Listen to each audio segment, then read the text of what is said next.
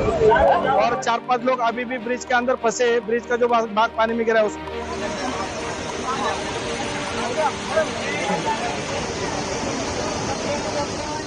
Gujarat air India ఘటన మరొక ముందే మహారాష్ట్ర పూణే జిల్లాలో మరో ఘోర విషాదకర ఘటన వెలుగులోకి వచ్చింది.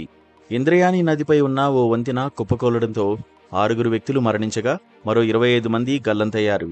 ఈ ఘటన పూణే జిల్లాలోని కుందమల గ్రామం సమీపంలోని పింపిరి చించ్వాడ్ పోలీస్ స్టేషన్ పరిధిలో జరిగింది. సమాచారం తెలుసుకున్న స్థానిక పోలీసులు, రక్షణ బృందాలు వెంటనే సహాయక చర్యలు చేపట్టాయి. గత 4 రోజులుగా పూణే ప్రాంతంలో భారీ వర్షం కురుస్తోంది. అందువల్ల ఇంద్రయాని నది నీటి ప్రవాహం ఎక్కువగా ఉంది. ఆదివారం కావడంతో ఆ ప్రదేశానికి పెద్ద సంఖ్యలో పర్యాటకులు వచ్చారు. వంతెన కూలిన సమయంలో దానిపై సుమారు 30 మంది టూరిస్టులు ఉన్నారు. దీంతో ఆ పాత వంతెన జనాల బరువు తట్టుకోలేక కూలిపోయిందని ప్రాథమికంగా చెబుతున్నారు. 30 మంది టూరిస్టులు ఇంద్రయాని నదిలో మునిగిపోయారు. మరోవైపు పర్యాటకుల భద్రత కోసం ప్రభుత్వం ఎటువంటి చర్యలు తీసుకోలేదని పలువురు ఆరోపిస్తున్నారు. కుండమల ఒక పర్యాటక ప్రదేశం. ఈ ప్రాంతం ప్రమాదకరమని చెబుతారు. కానీ వర్షాకాలంలో, ముఖ్యంగా శని ఆదివారాల్లో ఈ ప్రదేశం పర్యాటకులతో బిజీగా మారిపోతుంది. ఘటనా స్థలంలో సహాయక చర్యలు కొనసాగుతున్నాయి. పింపిరి చించ్వాడ్ పోలీసులు, స్థానిక అధికారులు, నేషనల్ డిజాస్టర్ రెస్పాన్స్ ఫోర్స్ బృందాలు రక్షణ కార్యక్రమంలో పాల్గొంటున్నాయి. గల్లంతైన వ్యక్తుల కోసం గాలింపు చర్యలు కొనసాగుతున్నాయి.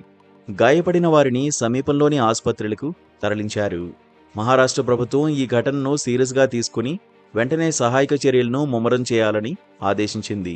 మహారాష్ట్ర ముఖ్యమంత్రి ఈ ఘటనపై విచారం వ్యక్తం చేశారు. మృతుల కుటుంబాలకు ఆర్థిక సహాయం ప్రకటించే అవకాశముంది. అదనంగా వంతెన కూలిపోవడానికి గల కారణాలను లోతుగా విచారించేందుకు ఒక ప్రత్యేక కమిటీని ఏర్పాటు చేసే యోచనలో ప్రభుత్వం ఉన్నట్లు తెలుస్తోంది. ఈ ఘటన రాష్ట్రంలోని పాత వంతెనల భద్రత, నిర్మాణ నాణ్యతపై మరోసారి ప్రశ్నలను లేవనెత్తింది. ఈ దుర్ఘటన రాష్ట్రంలోని ఇతర వంతెనల పరిస్థితిని పరిశీలించాల్సిన అవసరాన్ని సూచిస్తోంది.